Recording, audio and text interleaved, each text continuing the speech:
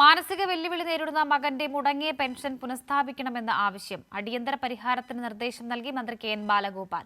കരുതലും കൈത്താങ്ങും കൊല്ലം കുന്നത്തൂർ താലൂക്ക് തല അദാലത്തിൽ ലഭിച്ചത് 452 പരാതികൾ 111 പരിഹരിച്ചു. ഇന്ദിരാഗാന്ധി ദേശീയ റീഹാബിലിറ്റി പെൻഷൻ പ്രകാരം മാനസിക വെല്ലുവിളി നേരിടുന്ന 27 വയസ്സുള്ള മകന്റെ മുടങ്ങിയ പെൻഷൻ അനുവദിക്കണമെന്ന അപേക്ഷയുമായാണ് ശൂരനാട് സൗത്ത് സ്വദേശി സി പ്രസന്നൻപിള്ള അദാലത്തിലെത്തിയത്.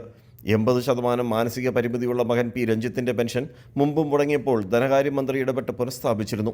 എന്നാൽ 2024 ഓഗസ്റ്റ് മുതൽ വീണ്ടും മുടങ്ങി. സ്ട്രോക്ക് ഉണ്ടായി ആരോഗ്യസ്ഥിതി മോശമായ അവസ്ഥയിലുമാണ് പ്രസന്നൻപിള്ളയുടെ അപേക്ഷ അടിയന്തരമായി പരിശോധിച്ച് പരിഹാരമുണ്ടാക്കാനും നയപരമായ തീരുമാനങ്ങളെടുക്കാനുണ്ടെങ്കിൽ സർക്കാരിലേക്ക് അറിയിക്കാനും മന്ത്രി കെ.എൻ. ബാലഗോപാൽ ജില്ലാ കളക്ടർക്ക് നിർദ്ദേശം നൽകിയത്.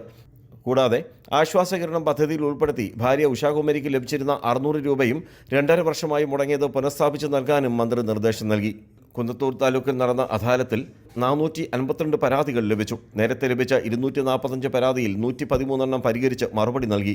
പുതിയതായി 207 പരാതികൾ ലഭിച്ചു. ഇവ തുടർ നടപടി സ്വീകരിക്കുന്നതിന് ബന്ധപ്പെട്ട വകുപ്പുകൾക്ക് കൈമാറിയിട്ടുണ്ട്. മന്ത്രി ജെ ചിഞ്ചുറാണി, കോവൂർ കുഞ്ഞുമോൻ MLA, കൊല്ലം ജില്ലാ panchayat president doctor P K. Gopan, Kollam ജില്ലാ കളക്ടർ ദേവിദാസ് തുടങ്ങിയവർ പങ്കെടുത്തു. കൈരളി ന്യൂസ്, കൊല്ലം.